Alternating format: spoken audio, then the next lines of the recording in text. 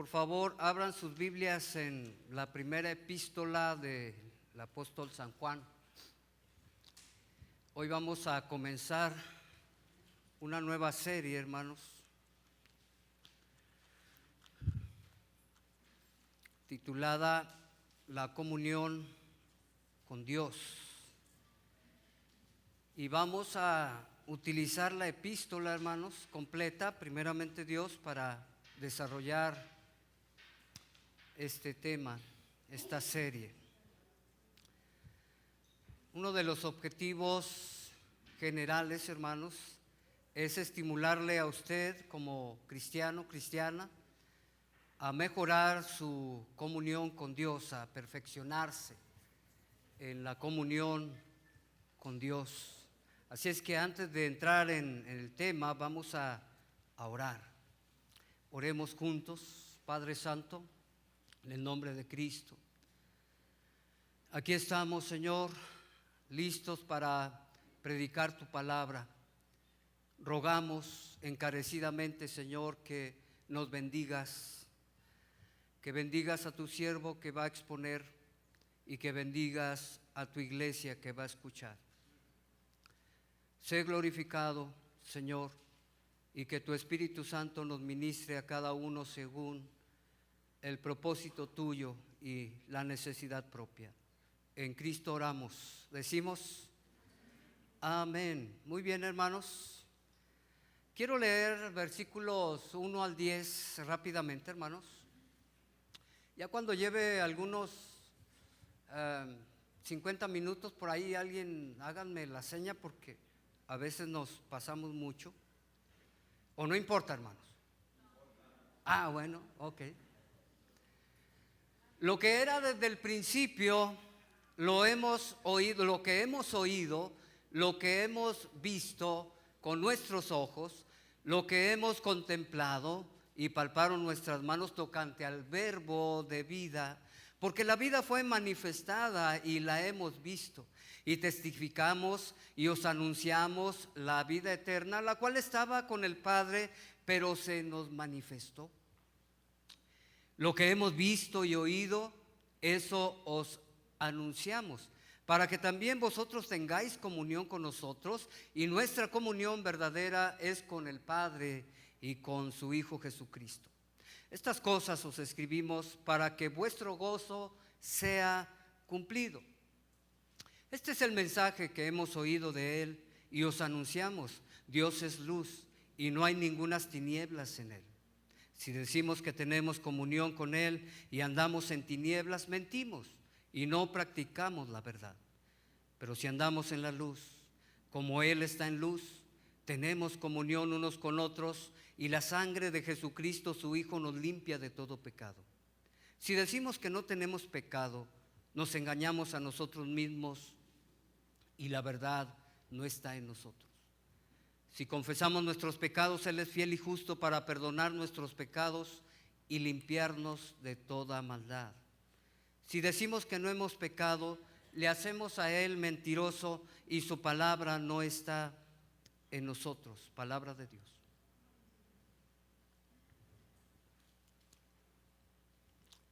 Hermanos, Juan indica a lo largo de la epístola por lo menos 5 propósitos que quiere dar a conocer, a los cuales se dirige.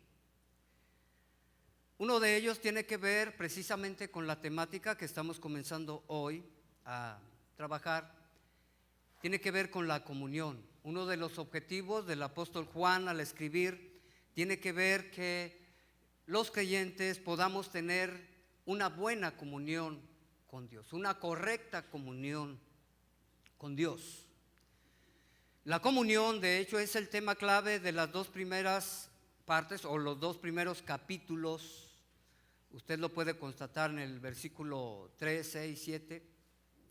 Y tiene que ver con nuestra comunión con Cristo, no con nuestra unión con Él, lo cual es un asunto de nuestra calidad de hijos, sino nuestra comunión con Él, hermanos, que puede ser que cada día cambie según nuestra manera de vivir. El apóstol Juan presenta, hermanos, otros de los objetivos en esta carta tiene que ver con que tengamos gozo. Noten el versículo 4 del capítulo 1. Debemos de gozarnos, hermanos. De hecho, también el apóstol Pablo lo dice en 1 Tesalonicenses capítulo 5, está siempre gozosos.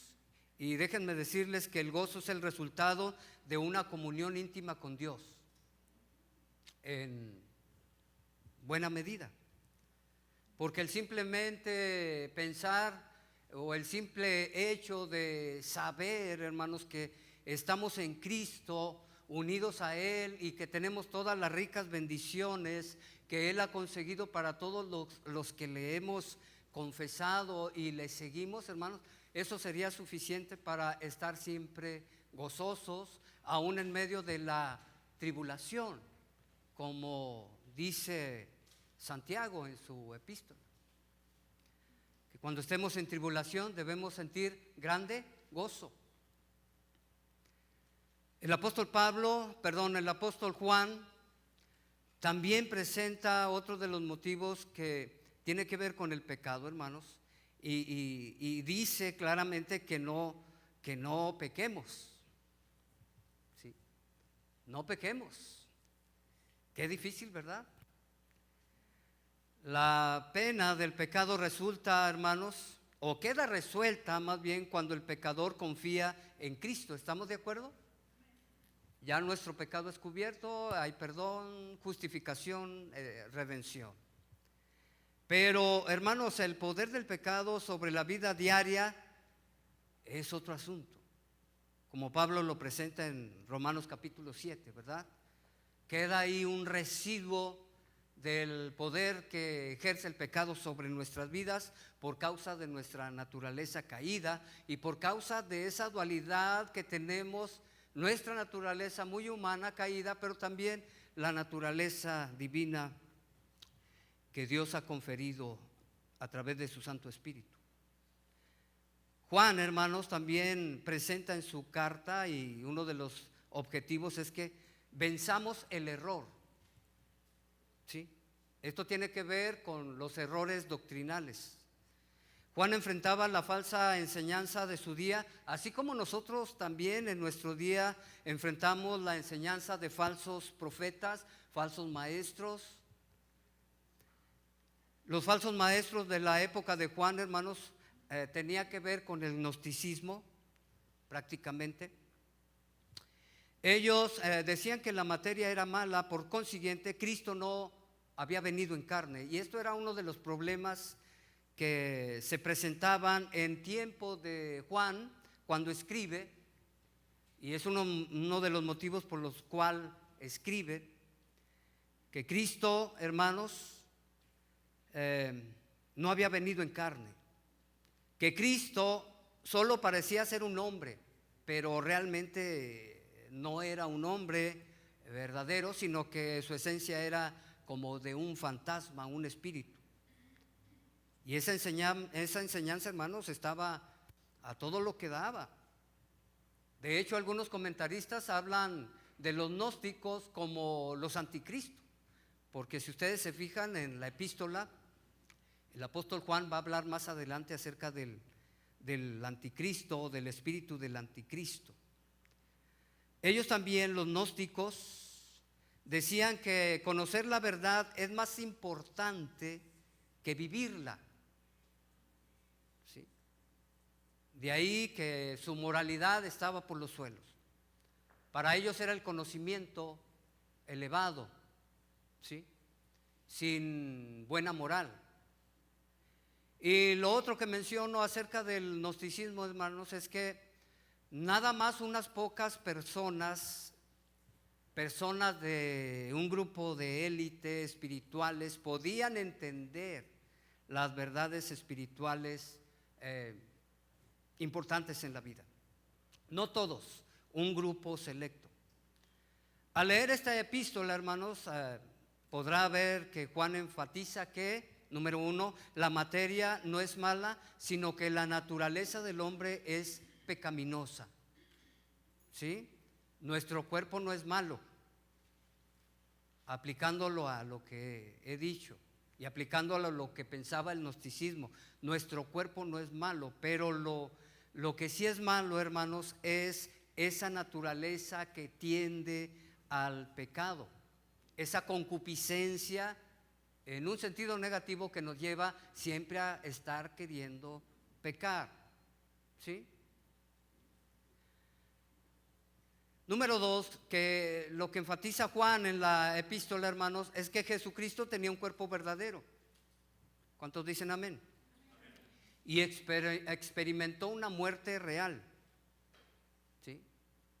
Y número 3, que no es suficiente decir ni conocer, no es suficiente decir que creemos y que conocemos el Evangelio, sino que es completamente perfecto conocer, pero practicarlo. Conocimiento y praxis, o conocimiento y práctica. Amén. Todos los cristianos, hermanos, tienen una unción de Dios, es lo que dice también, y pueden conocer la verdad, porque Él nos lleva a la verdad. ¿De quién hablamos? Del Espíritu Santo. Y el otro objetivo, hermanos, tiene que ver con la seguridad. Hermanos, el apóstol Juan escribe para que los cristianos tengamos la seguridad plena en Cristo y en la salvación que Él nos da. ¿Cuántos dan gloria a Dios por toda esa bendición que encontramos en la epístola? Una epístola escrita por el apóstol Juan, inspirado por el Santo Espíritu. Ahora vayamos al versículo 1. Lo que era desde el principio, lo que hemos oído, lo que hemos visto con nuestros ojos, lo que hemos palpado, contemplado y palparon nuestras manos tocante al verbo de vida. Hermanos, si ustedes se fijan, hay un parecido al prólogo con el cuarto evangelio. ¿Cómo comienza el evangelio de San Juan? En el principio era el verbo y el verbo era con Dios y el verbo era Dios. Y aquí dice lo que era desde el principio, lo que hemos oído, lo que hemos visto con nuestros ojos, lo que hemos contemplado y palparon nuestras manos tocante al verbo de Dios. ¿Quién es el verbo de Dios? Es Jesús, hermanos. La importancia, hermanos, del pensamiento central de este versículo tiene que ver con la deidad del verbo, pero también lo más importante tiene que ver con la encarnación del verbo de Cristo. Note eso, la idea más importante que presenta de entrada el apóstol Juan tiene que ver con la encarnación del Señor Jesucristo. No dejemos a un lado el contexto, acuérdense, ¿con qué tenían problema? Con los gnósticos. Y decían que Cristo no había venido en carne. ¿Estamos? Pero aquí el apóstol Juan dice, el Señor ciertamente se encarnó, vino a este mundo. Podemos citar varios textos, pero creo que la mayoría conocemos, por ejemplo, Filipenses capítulo 2, versículo 5 en adelante, que nos presenta precisamente esa acción impresionante del Señor Jesucristo, donde se niega a sí mismo, estando en forma de hombre. ¿Qué dijo? Se negó a sí mismo, dejó su trono de gloria, se humilló a sí mismo, haciéndose hombre, ¿sí? Y todavía se humilló a sí mismo, haciéndose obediente a la ley, y todavía se humilló más a sí mismo, yendo a morir a una cruz. Hermanos, es impresionante, hermanos, cómo la palabra de Dios nos guía y nos muestra la verdad tocante al verbo del Señor, su encarnación. El verbo, hermanos, Cristo, se hizo visible, audible, palpable. Juan, junto con los otros apóstoles, fueron testigos oculares de su encarnación. En el Evangelio de Juan, ¿qué dice el versículo 14 del primer capítulo? Y aquel verbo se hizo carne. El Hijo de Dios se hizo hombre, el Creador se hizo hombre, el inmortal se hizo mortal, el sustentador, el que provee todas las cosas, el que da alimento, tuvo hambre, tuvo sed, etcétera. Y los apóstoles, hermanos, vieron su gloria, como dice el versículo 14 del primer capítulo de Juan. Y vimos su gloria, gloria como la del unigénito del Padre, lleno de justicia, lleno de gracia y de verdad. Maravilloso. ¿Recuerdan a Tomás? Tomás no solo lo vio, sino que lo palpó, ¿verdad? Dijo: Tomás, no seas incrédulo, ven, mira, mete tus dedos en los agujeros, las manos, el costado. No solo vieron, hermanos, a el Verbo hecho carne, sino que vieron también su gloria y palparon al Señor Jesucristo.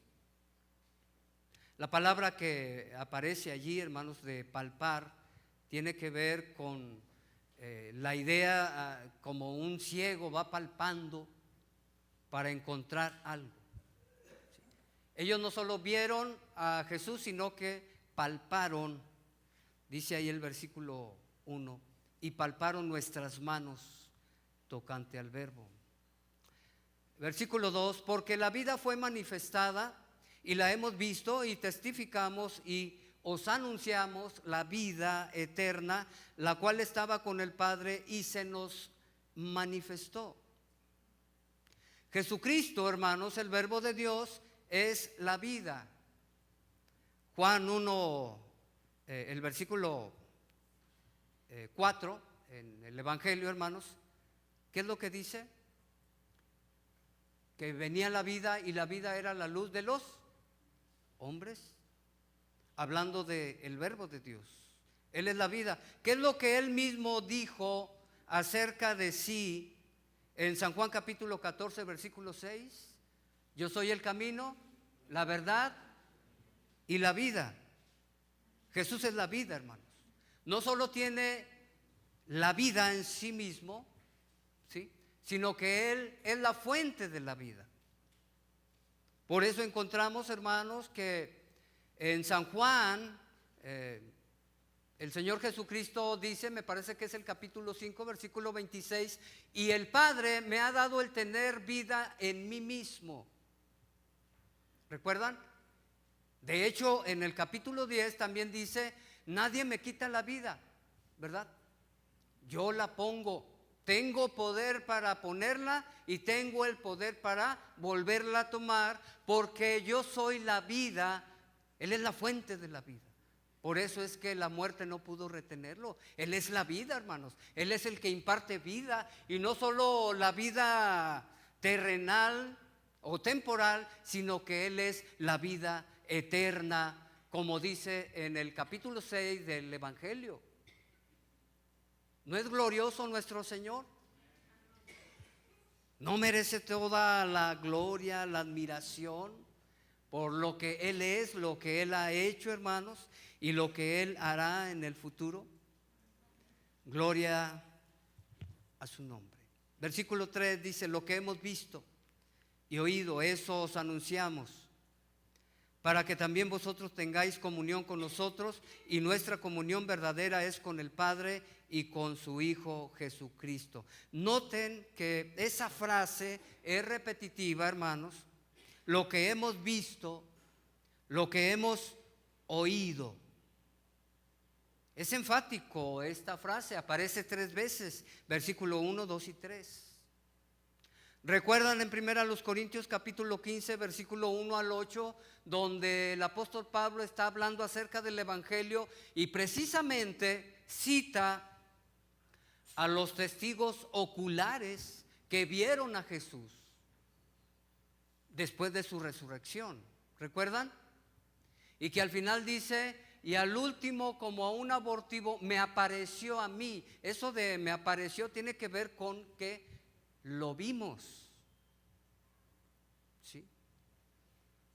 ¿Qué quiere decir esto, hermano? Que el mensaje que está presentando Juan es fidedigno, porque el mensaje es Jesús, el mensaje viene de Jesús.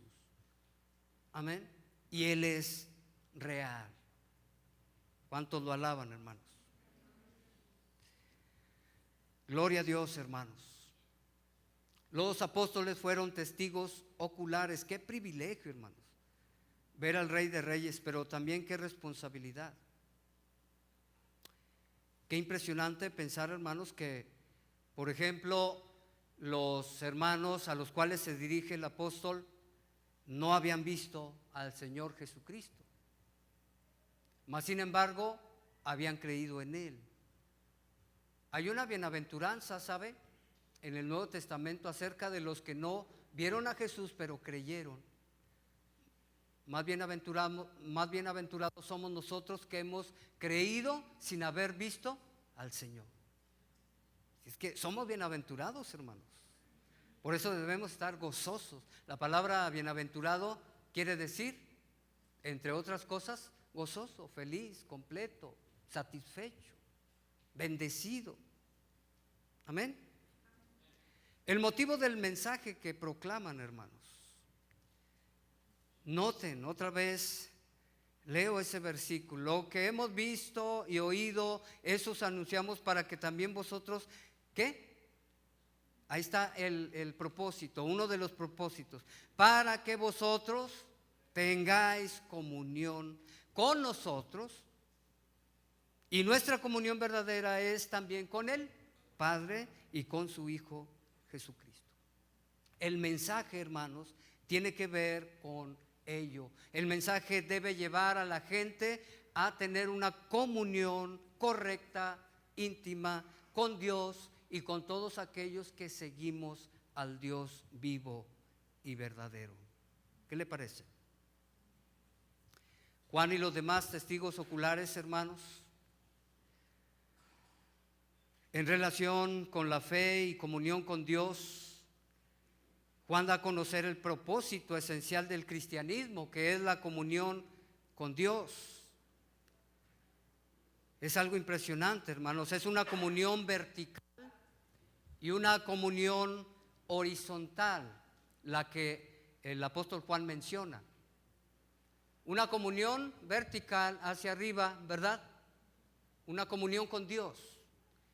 Una comunión horizontal que tiene que ver entre nosotros los que hemos creído. Comunión con el Padre, con el Hijo, comunión con los hermanos. Esta comunión, hermanos, es inseparable, es correlativa. Una buena comunión con Dios se ve en una buena comunión con los hermanos. ¿Cuántos dicen amén? ¿Cómo está su relación con los hermanos? Uno de los efectos de dicha comunión, hermanos, es el versículo 4. Estas cosas os escribimos para que vuestro gozo sea cumplido. Hablamos de uno de los efectos de la comunión que se tiene con Dios, con los hermanos. Hay grande gozo. Amén. El versículo 4 dice: estas cosas os escribimos para que vuestro gozo sea cumplido. El gozo, hermanos, la buena comunión con Dios y los hermanos es lo que da precisamente ese gozo. Pueden darle vuelta a sus páginas a Segunda de Juan. El versículo 4 dice: mucho me gocé, me regocijé, porque he hallado a algunos de tus hijos andando en la verdad, conforme al mandamiento que recibimos del Padre.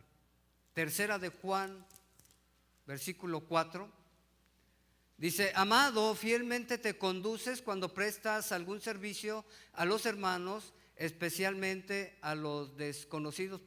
Versículo 4, no tengo yo mayor que gozo que el oír que mis hijos andan en la verdad.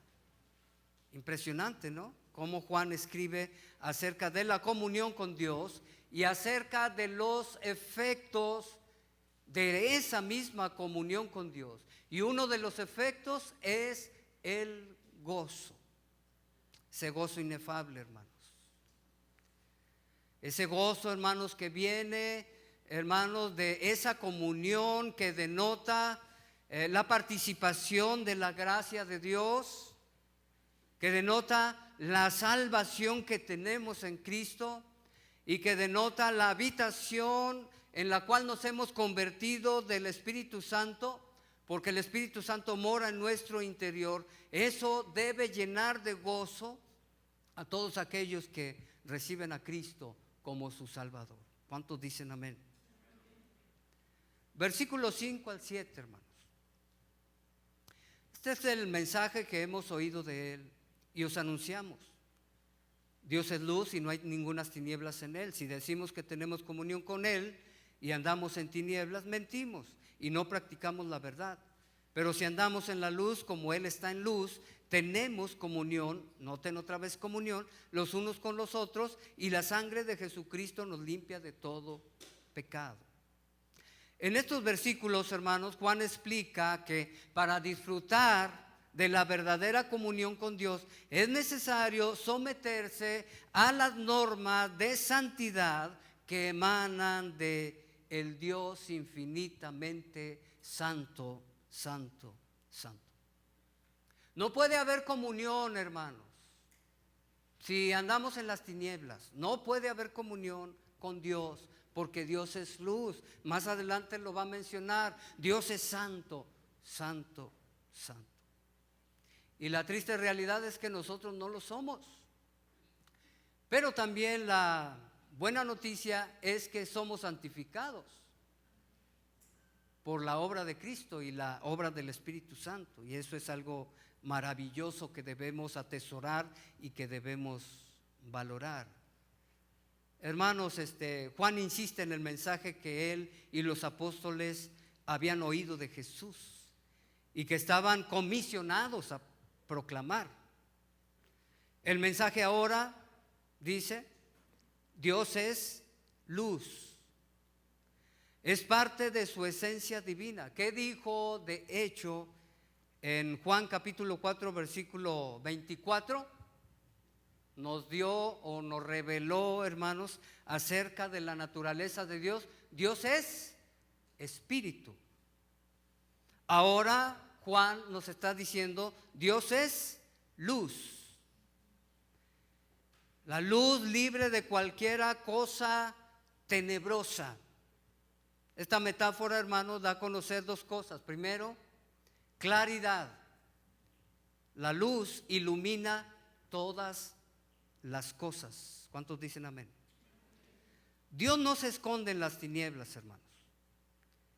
Él se da a conocer a través de Cristo. Amén. Jesús dijo: yo soy la luz de este mundo. El que me sigue no andará en tinieblas. Él alumbra todo y ve todo, porque conforme va avanzando Él es la luz, y la luz alumbra, ¿verdad?, en la oscuridad. Y así esa luz, hermanos, permite que Dios vea nuestro corazón, inclusive nuestros pensamientos más profundos. Él los puede ver porque la luz escudriña todo, hermano. ¿Estamos de acuerdo? Sí, hermanos. Amén. La claridad, hermanos, está implicado ahí. La segunda cosa que revela esta declaración de que de Dios es luz tiene que ver con la santidad, hermanos. Dios es santo, santo, santo. Si queremos disfrutar de su comunión, hermanos, de una verdadera comunión con Dios, se requiere que andemos en la luz, en santidad, en la verdad. Santifícanos en tu verdad. Tu palabra es verdad. Si usted quiere tener una relación verdadera con Dios, hermanos, ustedes tienen que, al igual que yo, andar en santidad. Tener comunión con la luz y las tinieblas es un absurdo. Segunda a los Corintios, capítulo 6, versículo 14 en adelante, dice: no os unáis en yugo desigual con los incrédulos, porque ¿qué comunión tiene la luz? Utiliza la misma metáfora. ¿Qué comunión tiene la luz con las tinieblas? Y la respuesta es: ninguna. No hay comunión. Pero pareciera ser que en la vida real la cosa no es así. Pero delante de Dios su palabra permanece, hermanos. No os unáis en yugo desigual con los incrédulos, porque ¿qué comunión tiene la luz con las tinieblas? ¿Y qué concordia Cristo con el demonio? ¿Y qué parte hay el creyente con el incrédulo? ¿Y qué comunión tiene el templo de Dios con los ídolos? Porque vosotros sois el templo de Dios viviente. Como Dios dijo: habitaré y andaré en medio de ellos, y yo seré su Padre, su Dios, y ellos serán mi pueblo. Por lo tanto, dice el capítulo 7 de 2 a los Corintios, versículo 1, dice que debemos limpiarnos de toda contaminación de carne y de espíritu, santificando todo en el temor del Señor. Santidad. El apóstol Pedro lo dice en su primera carta, ¿verdad? Sed santos porque yo soy, en toda vuestra manera de vivir. Hermanos, es impresionante cómo el requerimiento para tener una comunión verdadera con Dios tiene que ver con andar en santidad, andar en la verdad, porque la verdad, la palabra de Dios nos santifica. ¿Qué dijo Jesús? Yo soy el camino y la verdad. Él nos santifica.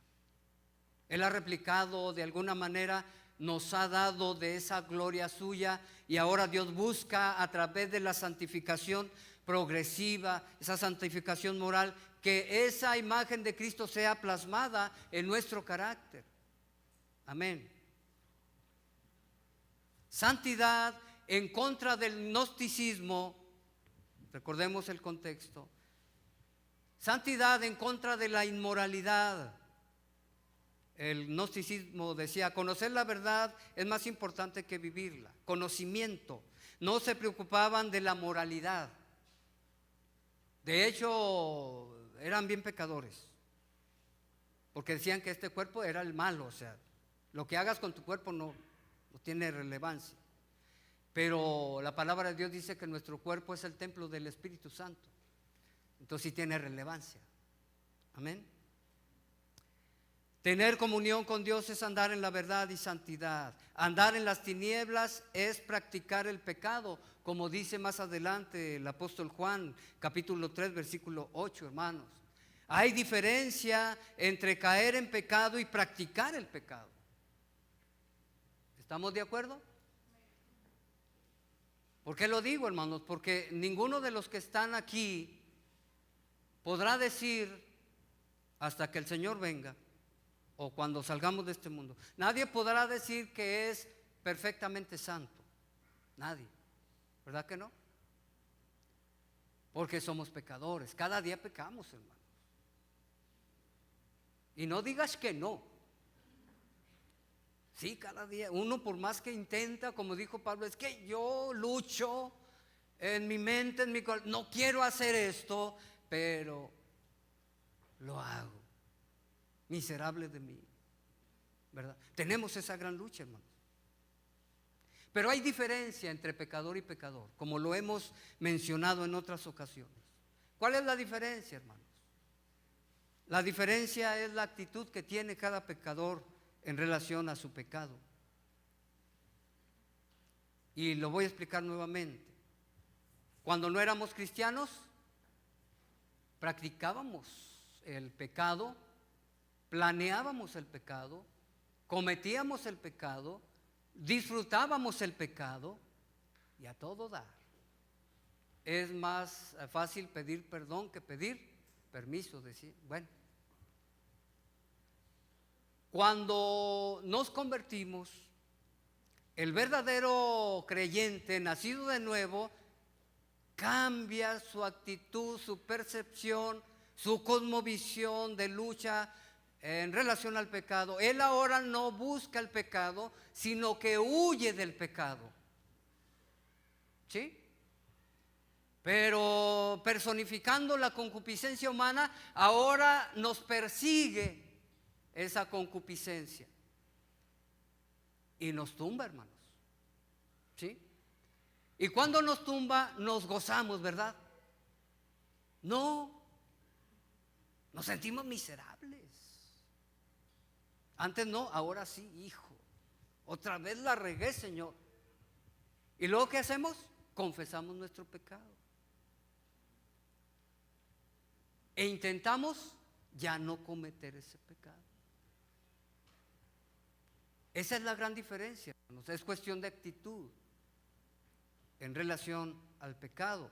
Tener comunión con la luz y las tinieblas, hermanos, es un absurdo. Pero eso no quiere decir, hermanos, que no vamos a caer en pecado. Vamos a caer, pero más adelante tenemos la bendición de que Cristo, hermanos, ha conseguido el perdón de nuestros pecados. ¿No le da un aplauso de alabanza al Señor? Gloria a su nombre. La consecuencia de andar en la luz, hermanos, número uno, tenemos comunión unos con otros. La consecuencia de andar en la luz es que tenemos comunión unos con otros. Y yo añadiría una buena comunión. Y lo otro, hermanos, es que tenemos perdón y limpieza. Debido a nuestra naturaleza caída y a nuestra condición de pecadores, ¿saben qué? La sangre de Cristo nos limpia de todo pecado.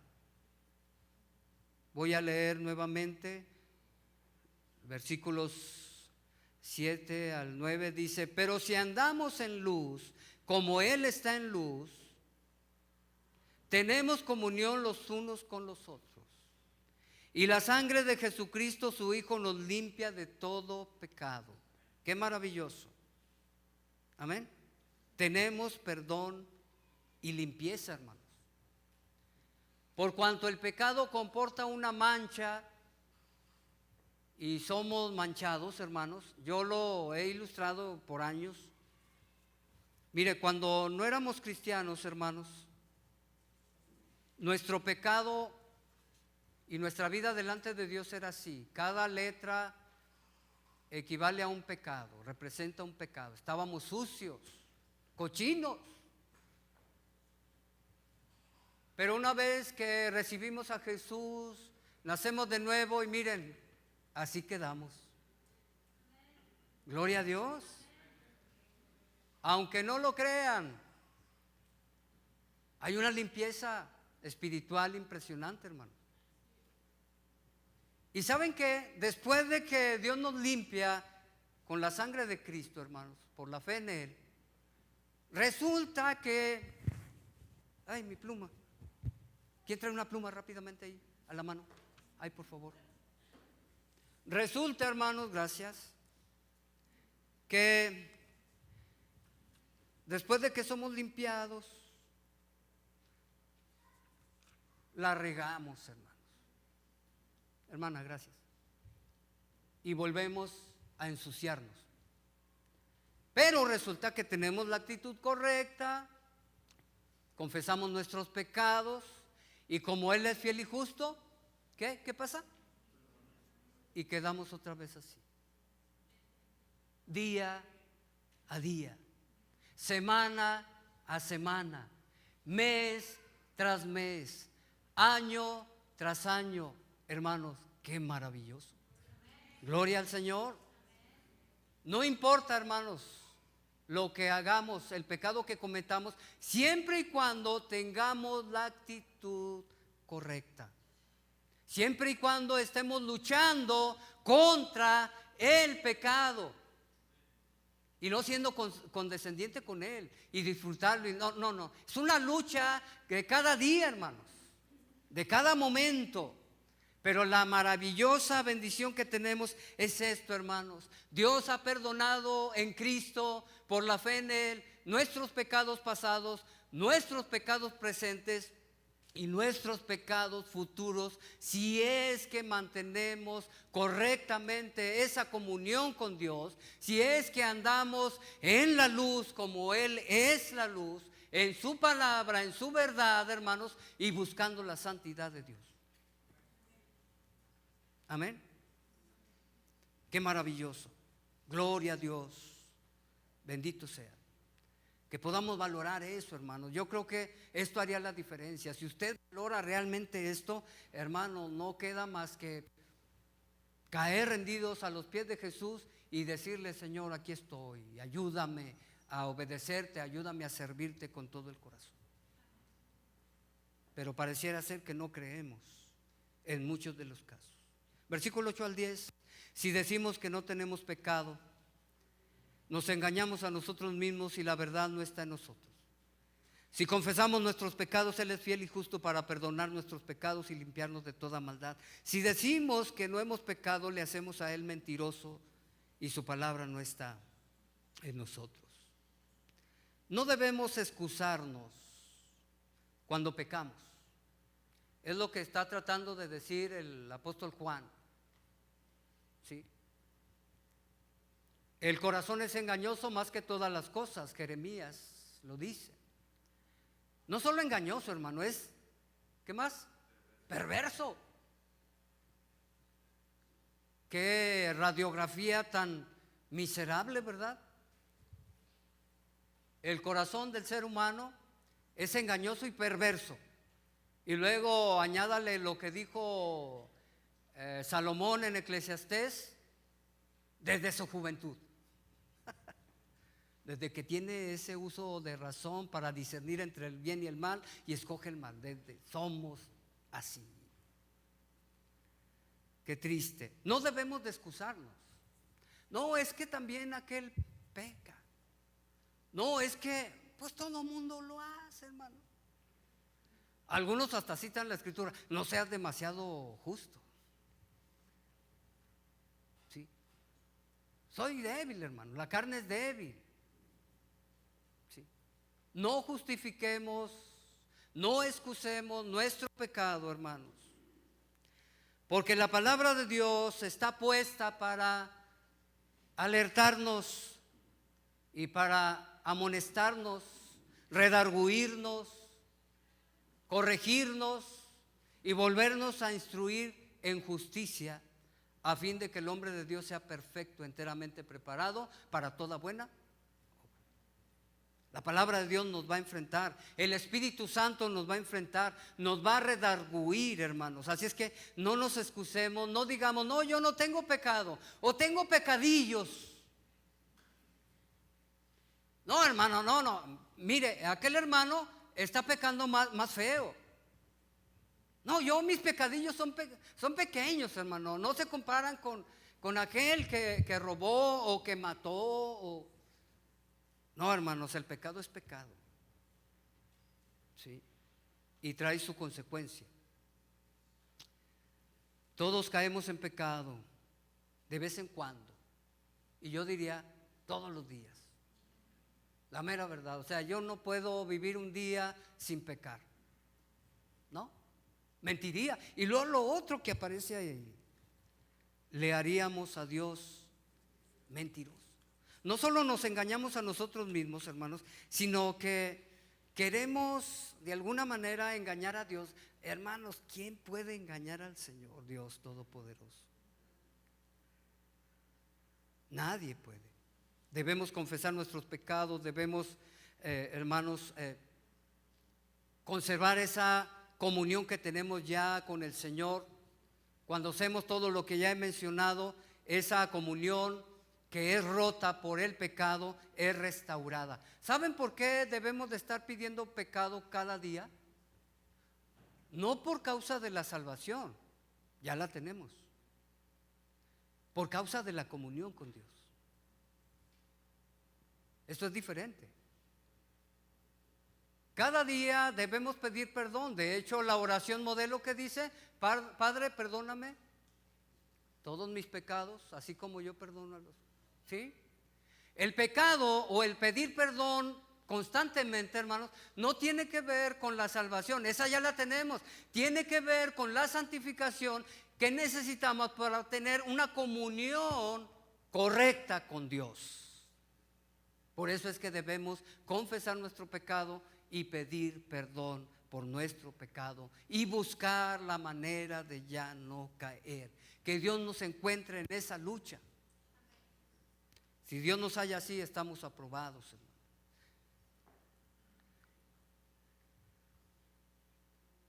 Gloria a Dios, hermanos. Quiero concluir. Existe una secuencia, si ustedes se fijan, hermanos, para alcanzar una verdadera comunión con Dios y disfrutar de sus beneficios. Tenemos a Cristo. One more time. Tenemos a Cristo. Tenemos su mensaje.